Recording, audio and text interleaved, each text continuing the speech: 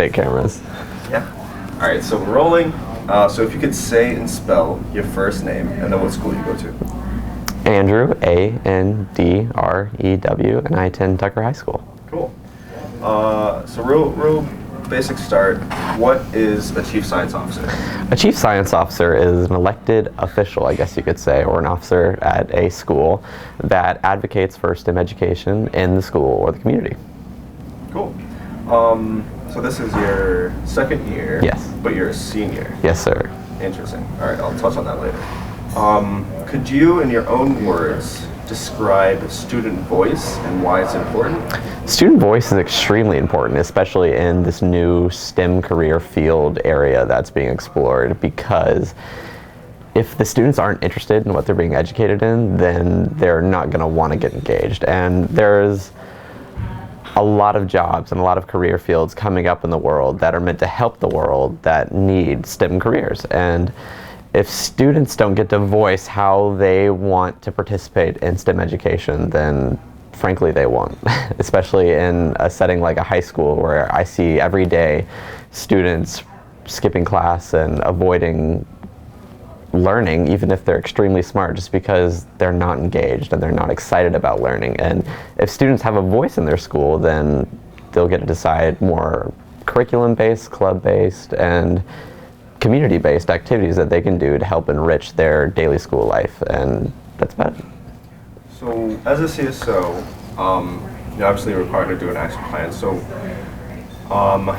I guess what's your action plan? What do you plan on achieving this year as a CSO? So this year, I plan on continuing a few action plans from last year and creating a few new ones. So me and my partner last year started a program, so a set program to go into our elementary schools, our feeder schools that fed into the middle school that feeds into the high school, to bring in a few exciting kind of in-your-face demonstrations that showcase a lot of different aspects of STEM and can be related back to new careers and new technologies that are available.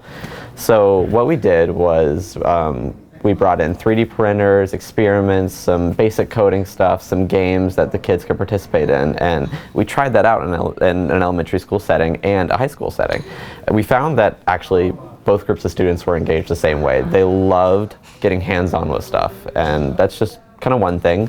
An example of a newer thing this year that I really want to do is at my school we have a STEM cohort program, and they participate in the engineering pathway that our school offers, and the pathway is over after 3 years. So during their senior year they have a capstone project that they work on the entire year where they utilize the engineering design process to build something cool and exciting to showcase what they've learned. And my goal is to kind of promote these projects to, I guess promote's not a great word, is to foster these projects in a way that help the community by providing some funding, because what a lot of students don't realize is that there's a good bit of grant options and funding available in the state of Georgia to STEM education.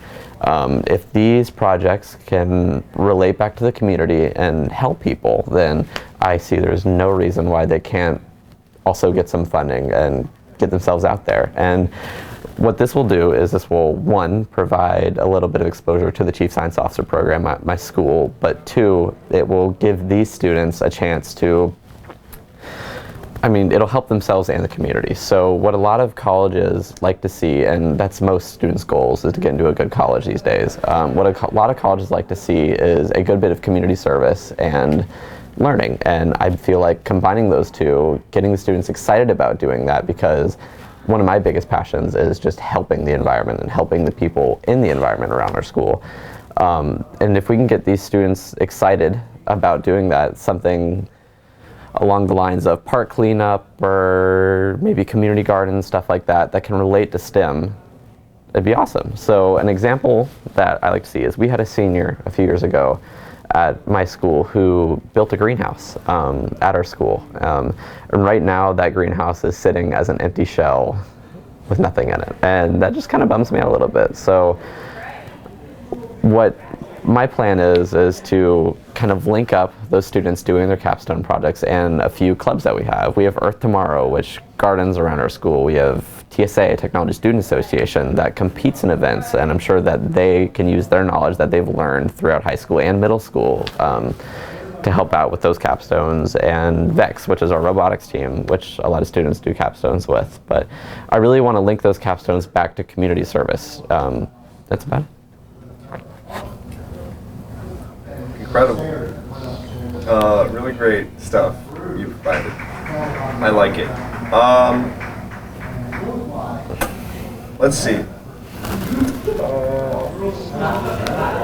Second year high school, senior. So I guess a good way is, or a good question would be,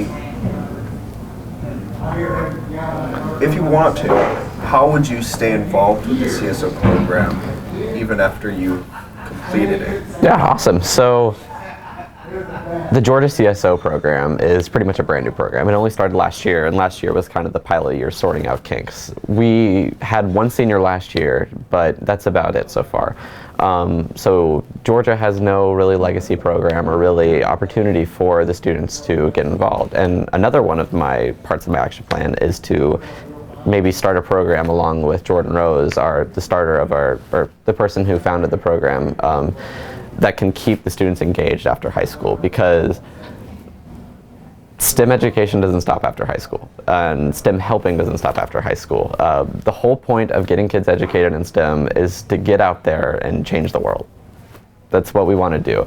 And we do that through getting kids at the table, and that's pretty much the whole goal of the program. And a way I can see that linked back to a college education is a mentorship program where the college students can go into the schools where the chief science officers are maybe struggling a little bit, maybe with their advisors or with their principals or with their community members, and just set up some kind of relationships in their community. Because what I've learned, if I've learned anything throughout the chief science officer program, it's that you can get in there. You can get meetings with your principal, you can get meetings with your community, and you can do whatever you want to do. It's pretty much the world is out there for chief science officers and any student in STEM. It's just having the ability to realize those goals. And if we can send in, or I guess ask a few of the older chief science officers or legacy chief science officers that are alumni of the program to come in and help mentor those students who are maybe struggling a little bit to realize those opportunities, come in and I guess foster relationships, help them with their advisors, be coaches, that would be awesome. Because what I saw last year is that, I guess if I learned anything from last year, the people that make or break this program is the advisors.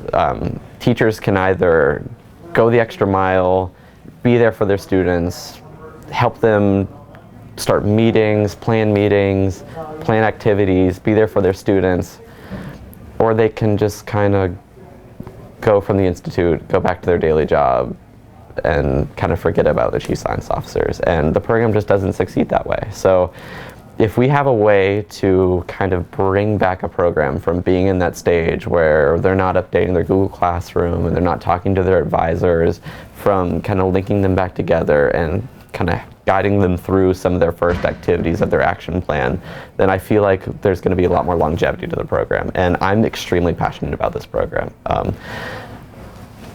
At the same time, I'm bummed, but at the same time super excited that the program's just started. I wish I could have started the program from 7th grade on, but I have to take advantage of that opportunity. Now that I'm going into college, I have to use what I have, and I hope to stay in Georgia for college to kind of get the program to where I see it can go. And our leaders, Jordan Rose and Eric Knapp, have done an exceptional job of planning all of the institutes and the cabinet meetings to get us where we want to go, and all the relationships that they have started with me and with my fellow CSOs have just been incredible. So, yeah. Awesome. Let me double check if I have any other questions for you. Pretty much touched on all of them. So do you have any final comments or answers to questions that you feel I may have left out? Yeah, awesome. If I can say anything to any future Georgia CSOs or current Georgia CSOs or any CSO anywhere, it's that this program has endless opportunity for you. I was extremely lucky and fell into a role of a Georgia Leadership Council member, and I've enjoyed every single second of the past few days of the Institute. It seems like one of the most amazing experiences you can have in high school is working your way up through there to become an International Leadership Council member.